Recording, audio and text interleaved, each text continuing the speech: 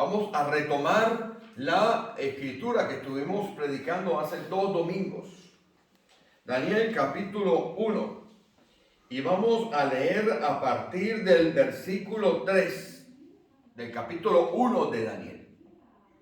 Y dijo el rey a Aspenaz, capítulo 1, versículo 3. Y dijo el rey a Aspenaz, jefe de sus eunucos, que trajese de los hijos de Israel del linaje real de los príncipes, muchachos en quienes no hubiese tacha alguna,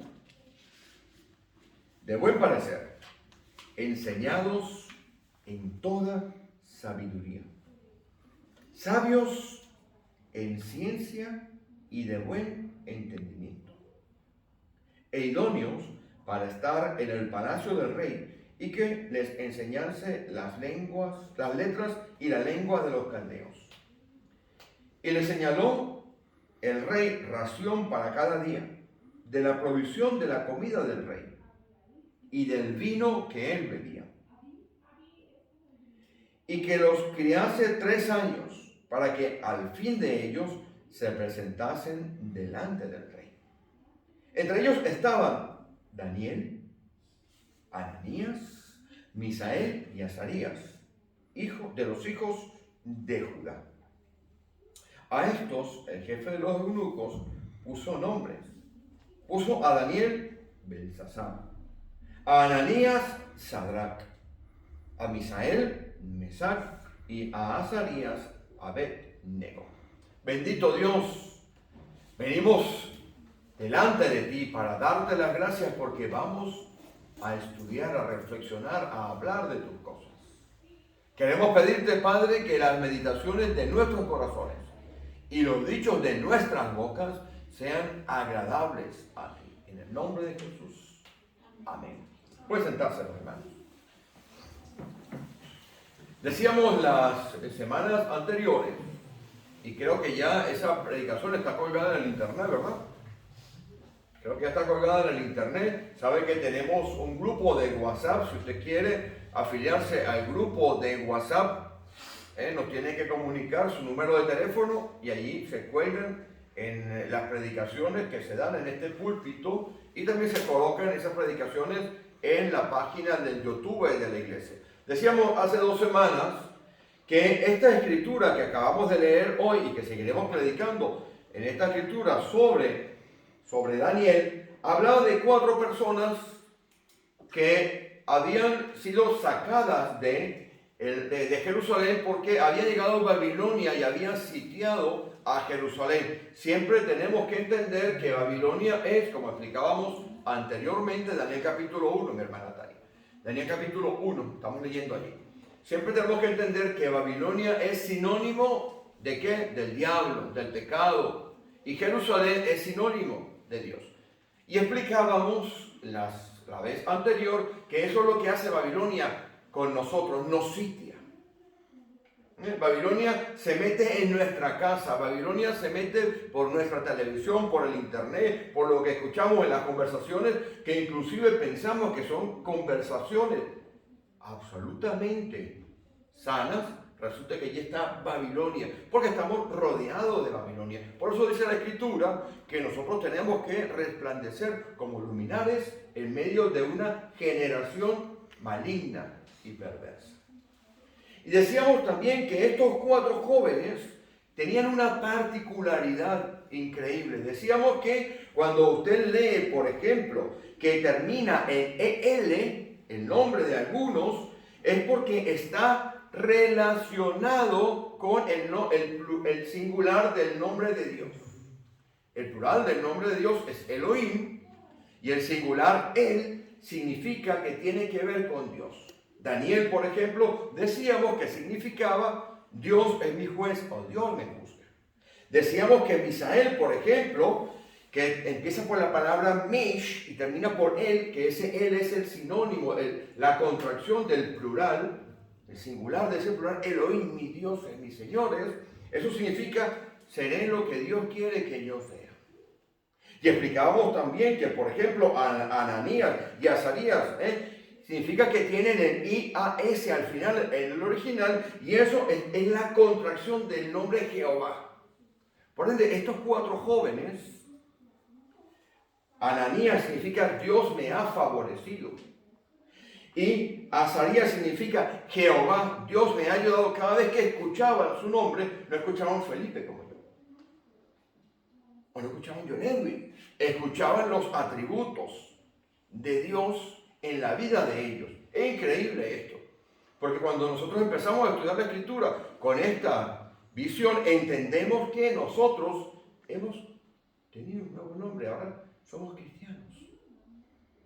En una meditación que está colgada en el internet, decíamos que a los jóvenes de las tribus norteamericanas no les ponían nombre sino hasta cierto tiempo después. Porque nacían los niños en las tribus de los Estados Unidos, en muchas tribus indígenas de los Estados Unidos, nacían los niños y durante muchos años, hasta que llegaban casi a la adolescencia, eran hijos de, así como en la escritura, Bartimeo no tenía nombre porque era hijo de Timeo. Imagínense aquel pobre hombre que ni siquiera tenía nombre. Cuando él escuchaba su nombre le llamaba hijo de Timeo. Pero igual pasaba con aquellas tribus norteamericanas. A los niños se llamaba el hijo de Felipe hasta que tenía cierta edad, porque toda la población le iba observando y después se le daba nombre. Ese famoso todo sentado, o halcón que vuela, se le daba el nombre y cuando llegaban a esa edad, después de que habían visto las características, porque carácter es aquello que se ve de usted, no confunda carácter con personalidad. Tengo 40 años con una psicóloga, así que le puedo decir que estos temas me los sé de memoria. Si me hipnotiza no lo sé, seguro que sí, cuento todo de noche, pero le puedo decir que este tema me lo sé porque me lo han machacado. Personalidad y carácter son dos cosas diferentes. Carácter es lo que se ve de usted. Carácter es lo que está en su alma. Hemos explicado varias veces y en muchas oportunidades que somos tripartitos, cuerpo, alma, espíritu, ¿verdad? Bueno, pues el cuerpo es esto. El alma es lo que usted es. Por eso es que usted conoce que los niños chiquititos tienen un carácter determinado. Este berrinche, este es fuerte, este toca. Bueno, esas son las cosas que están en su carácter. Los dones espirituales se colocan en el Espíritu. Ahí es donde viene el Espíritu de Dios y entra al Espíritu. Y el Espíritu Santo que estaba muerto renace. Y viene el Espíritu de Dios y entra allí. Y los dones espirituales y el amor verdadero de Dios se coloca allí. Pues estos jóvenes habían recibido sus nombres. Y cuando escuchaban sus nombres, ¿qué es lo que pasaba con estos jóvenes? Ellos escuchaban las maravillas de Dios en la vida de ellos. Dios es mi juez. Daniel, cuando escuchaba su nombre, no escuchaba a Daniel como usted y yo escuchamos, sino que escuchaba a Dios mi juez. Y cuando a Daniel se le dice que tiene que empezar a comer de las cosas del rey, él entiende que en su vida material tiene que poner un límite material para algo espiritual. Vaya conmigo y lo vemos en el versículo 8. Estoy dando la paráfrasis de lo que vamos a entrar a explicar ahora. El versículo 8 dice, y Daniel propuso en su corazón no contaminarse con la porción de la comida del rey. Claro. Si usted aprende a que Dios le juzga todos los días, usted pone freno en cosas materiales cuyo resultado es de orden espiritual. Esa conversación que no era tan limpia, usted tiene que quitarla de su vida, como la tengo que quitar yo. Porque cuando nosotros empezamos como Daniel, que entiende que tiene que empezar a poner límites en su vida física, en su vida material, esos límites van mucho más allá porque esos límites se reflejan en el mundo espiritual. Todo lo que pasa en el mundo espiritual se refleja en nuestro mundo material. Y estos jóvenes tienen una particularidad. Vaya conmigo al versículo 4. Entendido esto, ¿verdad? Que estos jóvenes cuando escuchaban el nombre de ellos, escuchaban que Azarías significa Jehová me ha ayudado. Cuando Daniel escuchaba el nombre de él, decía Dios es mi juez, Dios es el que me juzga, Dios me está vigilando, ojito cómo actuó. Cuando Ananías escuchaba su nombre, escuchaba Dios me ha favorecido. Entonces, cuando escuchaba a Misael, decía, yo seré lo que Dios quiere que sea. Mayor enseñanza, ya podía dejar de predicar, porque ya la enseñanza está dada. Pero estos jóvenes tenían algo bastante importante. Lea conmigo el versículo 4. Habían sido enseñados en toda sabiduría. Esta sabiduría provenía, versículo 4 del capítulo 1, esta sabiduría provenía, ¿de dónde? De su familia. Esta sabiduría provenía de su familia. Recordemos que era de la tribu de Judá. ¿Saben de cuál tribu vino el Señor Jesús? De Judá. Pero estos jóvenes en su casa habían sido instruidos, en el templo habían sido instruidos en toda sabiduría. Y la sabiduría es algo inmensamente importante para que usted y yo podamos conducirnos en nuestra vida. Y ese es el mensaje que vamos a desarrollar hoy. Miren, en el año 2003 aproximadamente, sí, pero creo que serían por esas fechas. Tenía mis hijos pequeños y se nos ocurrió ir a Italia, a mi mujer y a mí. Bueno, se le ocurrió a mi mujer, yo conduzco. Ella es la que dice, usted va por aquí y yo voy por allá. Y yo le hice caso, no, para Italia, vamos para Italia. Teníamos un pequeño coche que no quisimos llevar y alquilamos un coche allí. Los coches italianos son pequeñitos, o por lo menos que yo podía pagar en aquella fecha. Y entonces mi esposo me dijo, bueno, ¿por qué no hacemos una cosa? Porque nos habíamos quedado en el norte de Italia, vamos hasta Roma. ¿Vamos hasta Roma?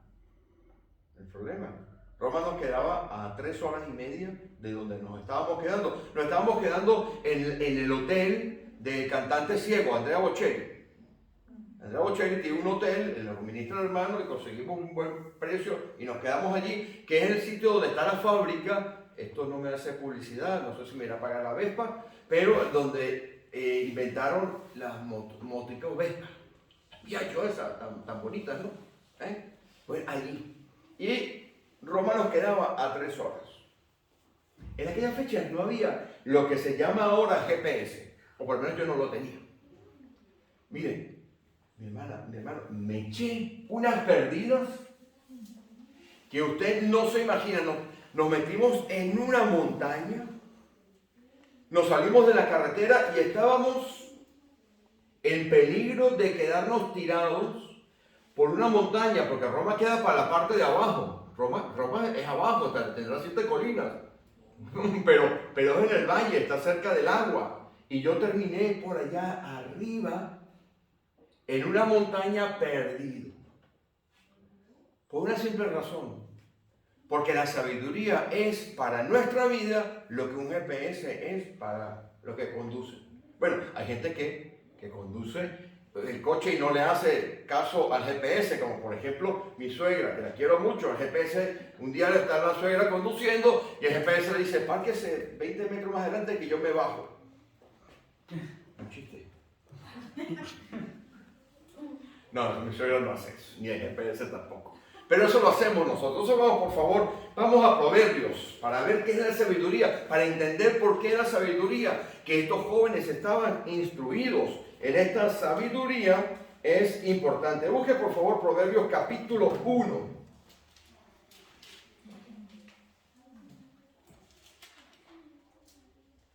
Mire qué importante es la sabiduría. Lea el versículo 20 conmigo. Dice así la Escritura: la sabiduría clama en las calles. Proverbios es un libro que habla de sabiduría. Y ojo con esto, la palabra proverbios no es refrán. La palabra proverbios proviene de una raíz hebrea que significa regla. Por ende, si nosotros tenemos en el castellano muchos proverbios, muchos refranes, el contexto de estos refranes, de estos proverbios que tenemos nosotros aquí, es un contexto y una aplicación diferente.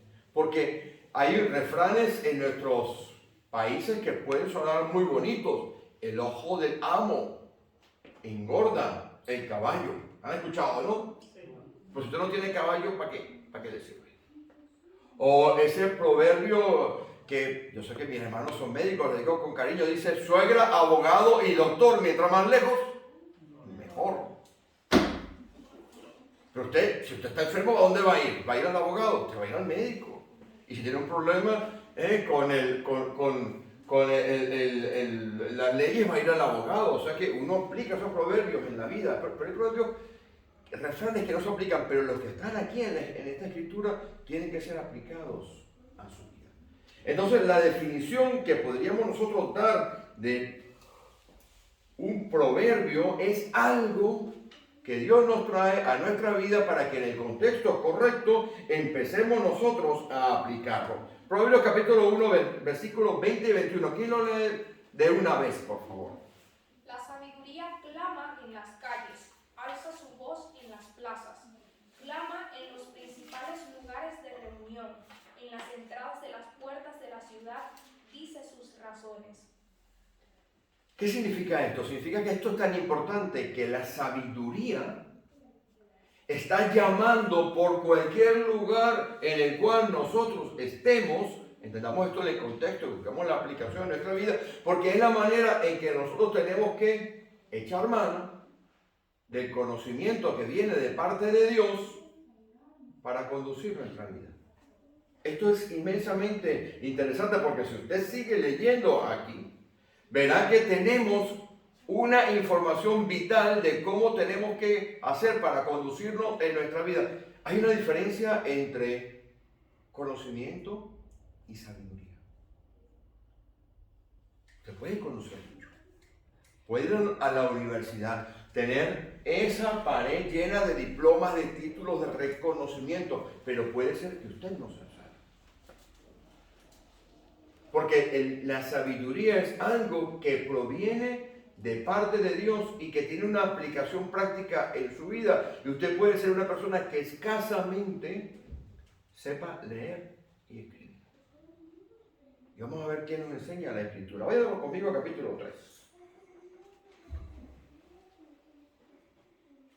Este orden de versículos del capítulo 3 es inmensamente importante.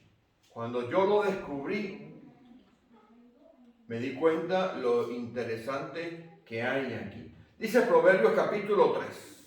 Si usted trae para subrayar y quiere subrayar, subraye. Vamos a leer a partir del versículo 5. Miren lo primero que usted tiene que hacer para tener sabiduría en su vida. Lo primero que usted tiene que hacer es fiarse de Dios. No, nosotros nos fiamos de Dios para la salvación. Señor, aquí estoy. Te entrego mis pecados. Me arrepiento. Sálvame. Pero a la hora de empezar a conducir su vida, le puedo asegurar que tanto usted como yo confiamos primero en nosotros mismos. Creemos en un Dios y le ponemos límites. No nos fiamos muchas veces de Dios, no confiamos muchas veces en Dios para conducir cada uno de los aspectos de nuestra vida. Dice aquí, fíate de Jehová con todo tu corazón. Esto es interesante porque en el original ese fiarse de Dios es confiar con una seguridad absoluta. Ojo con esto. Cuando usted se sentó en esa silla, Gerson,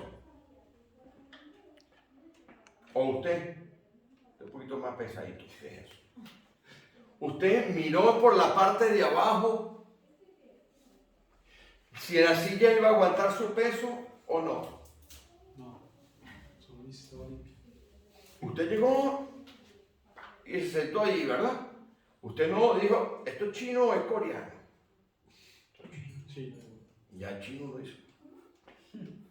¿No? Los chinos ya como que le da a uno, ¿verdad? Como repelús, ¿no?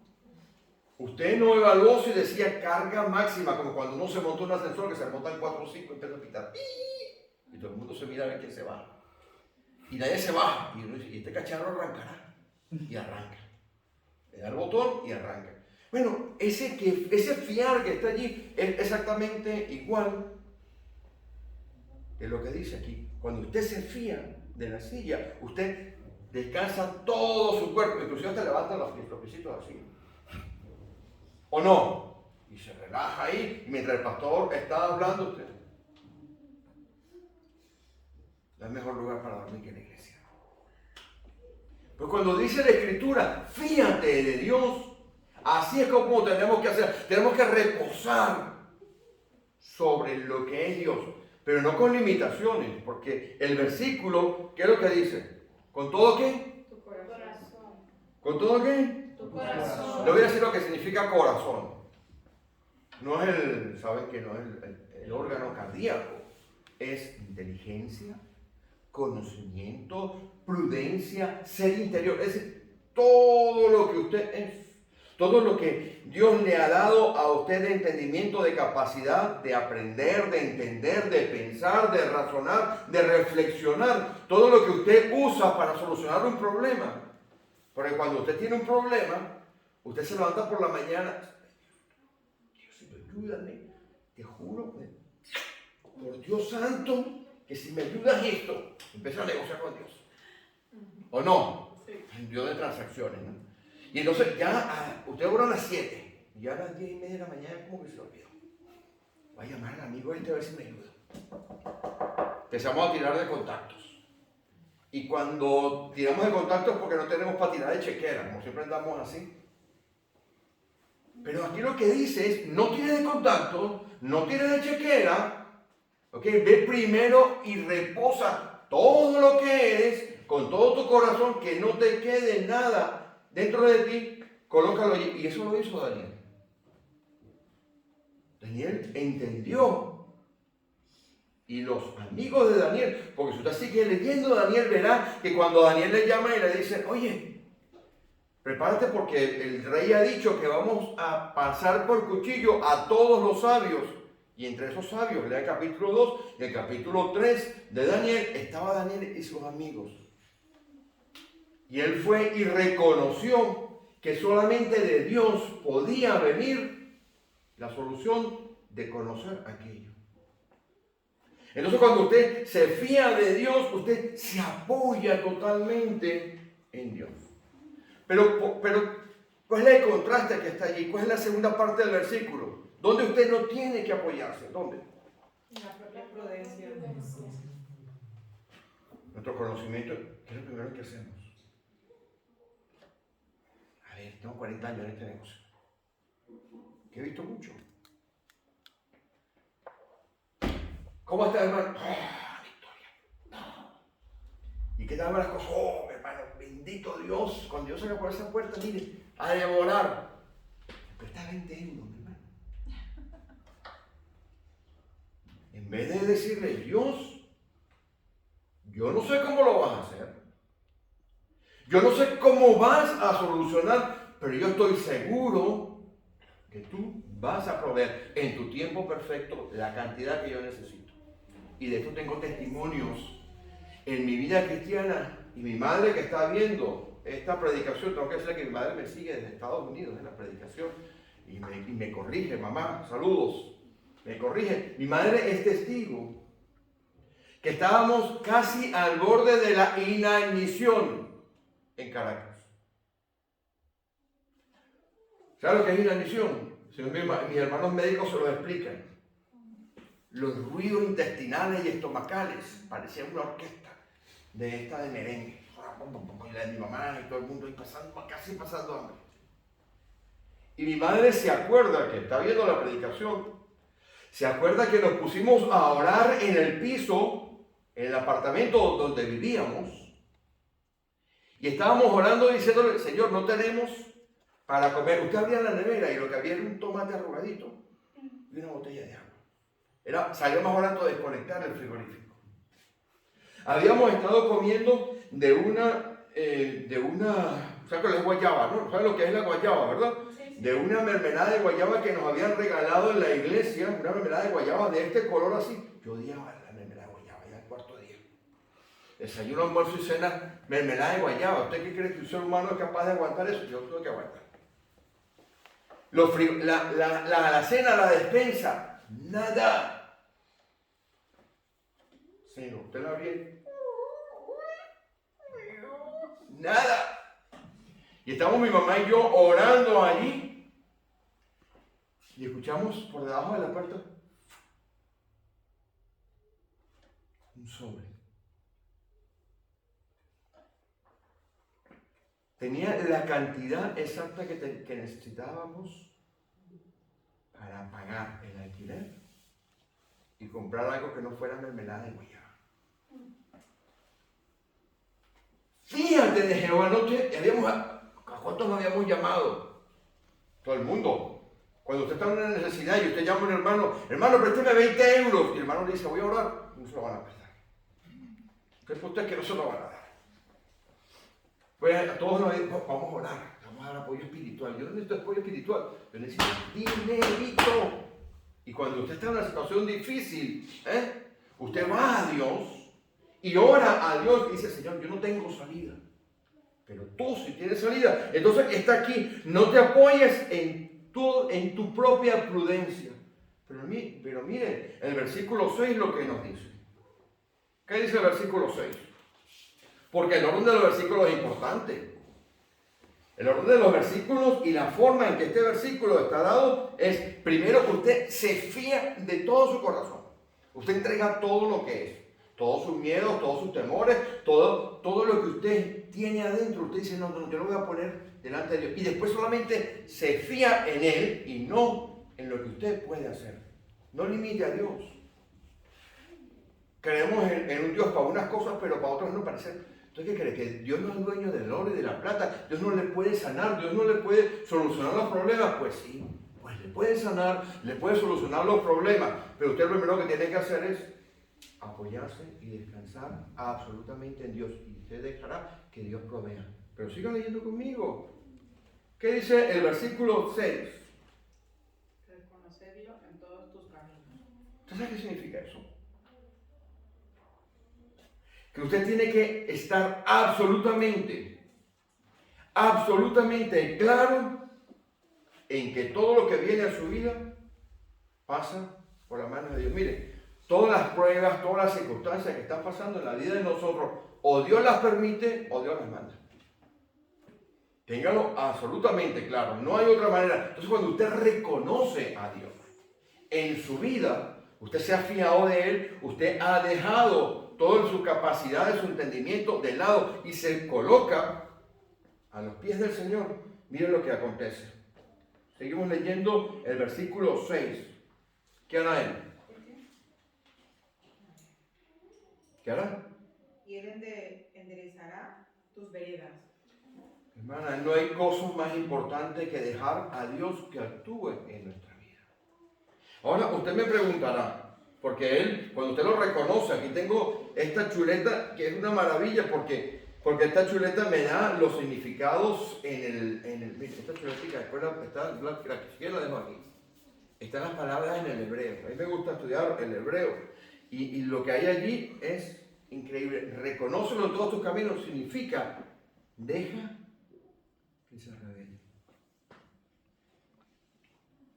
Deja que Dios se revele, se muestre en todo lo que es, en toda tu vida en lo que es. Pero resulta que cuando usted vuelve a la escritura de Daniel, a Daniel le colocan en una posición increíble y le dicen, el rey, la mejor comida, cuidado, como el banquete que van a dar ahora con esta reina que se fue. ¿Usted qué cree? Que iban a comer arepita como comemos nosotros y habichuelitas y canoticas y arroz y platanito verde maduro. Ostras, esas cosas que uno... Ostras, langostas, usted lea la carta, con esos nombres súper extraños, ¿no? Langostas, no sé qué cosa. Usted le podrá llamar, a lo mejor usted le pone, a ver, soufflé de huevo caramelizado, es un triste flan.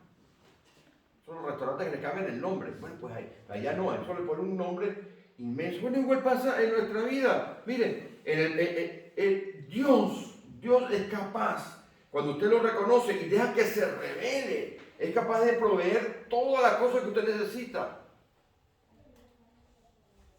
Dios es increíble. Y voy a terminar con esto. Muchos de nosotros somos inteligentes, te digo, todos somos inteligentes. Pero nos falta muchas veces sabiduría para conducir nuestra vida. Y usted ve que nos falta sabiduría porque cuando en nuestra vida hay conflictos, es porque estamos usando una sabiduría que no es la correcta. Santiago nos habla que hay varios tipos de sabiduría, ¿verdad? Lo hemos escuchado muchas veces. La sabiduría que no proviene de Dios va a causar conflictos a corto o a mediano plazo en nuestra vida. Pero cuando usted necesita y hace como que le iban a dar comida completa y él dijo, no, yo voy a poner límites, yo me voy a quedar aquí únicamente comiendo el platanito maduro y demás. Y usted reconoce que Dios va a estar en ese platanito maduro. Y usted reconoce a Dios en todas sus veredas, en toda su vida. Dios le va a bendecir. ¿Y cómo pido sabiduría? Vaya conmigo, Santiago. Terminamos. La epístola de Santiago. Capítulo 1. Lean usted el versículo 5, por favor.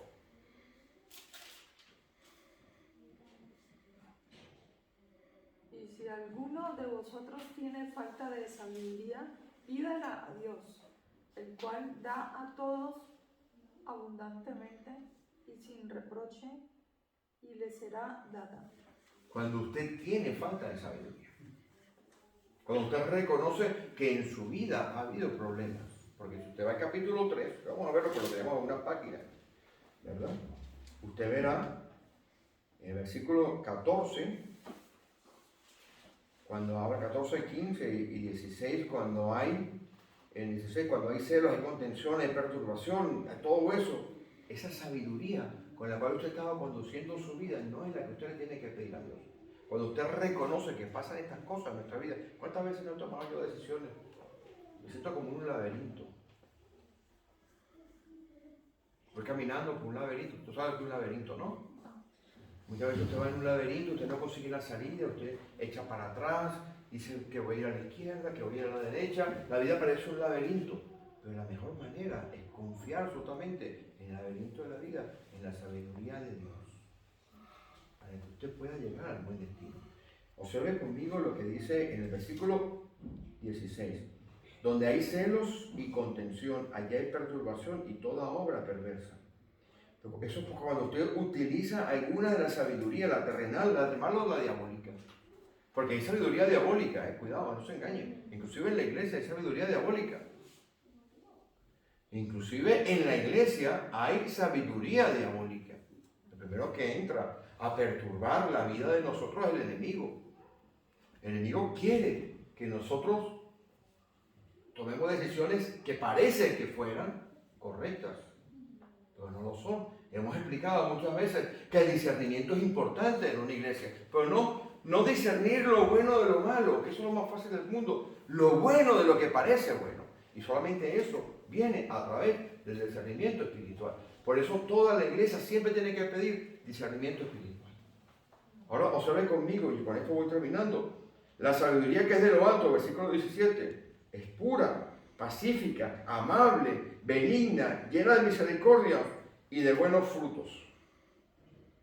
Hay contención en nuestra casa, hay tirantez y dificultad, hay en nuestra casa falta de conocimiento. ¿Qué voy a hacer? ¿Voy a ir a esto? ¿Voy a ir a lo otro? Y cuando tomo una decisión se causa un problema, tirantez en la casa. Es porque usted está utilizando, como he utilizado yo muchísimas veces, y todos los días tengo que ir a pedir a Dios que me dé la sabiduría que proviene de Él. Job 28:28 dijo lo siguiente: he aquí que el temor del Señor es la sabiduría. La sabiduría podríamos definirla como tomar decisiones como las tomaría el Señor. Lo repito. Pablo dice que tenemos la mente de Cristo. ¿Lo has escuchado alguna vez? Sí. Dice que tenemos la mente de Cristo. Porque Cristo es sabiduría de Dios y poder de Dios. Primera de Corintios capítulo 1 versículo 24. Con eso terminamos ya. La enseñanza de hoy es: ponga límites en su vida. No se contamine. Busque de parte de Dios, entienda que Dios está con usted, Dios es su juez, Dios es su ayudador. Usted será lo que Dios quiere que usted sea, pero usted tiene que someter su vida a Dios. Y para que en su vida haya sabiduría de parte de Dios, usted tiene que reconocer que Dios es el proveedor de la sabiduría, como lo reconoció Daniel cuando dio la revelación, el sueño y la revelación. ¿Y sabe lo que pasó? Dios, solamente de parte de Dios viene la sabiduría. No confunda sabiduría con entendimiento ni con conocimiento. La sabiduría viene de Dios y tiene que tener en su vida la sabiduría que solamente recibe cuando usted deja que Jesucristo sea el Rey de su vida. 1 Corintios capítulo 1, versículo 24. ¿Quién lo tiene? Mas para los llamados, así judíos como griegos, Cristo, poder de Dios y sabiduría de Dios. Cuando usted tiene a Jesucristo, tengo que decirle que usted tiene la mente de Dios. Cuando usted tiene la mente de Dios, usted toma las decisiones como las tomaría Él. Esta conexión directa con Dios. Yo animo a la iglesia, a los hermanos que están aquí hoy, a que dejen de lado su conocimiento, a que dejen de lado sus contactos, a que dejen de lado sus posesiones, a que dejen de lado todas esas cosas y se fíen de Jehová con todo su corazón, lo reconozca en todos sus caminos y pida la sabiduría de parte de Dios. Amén. Nos ponemos en pie. Amén. Terminamos.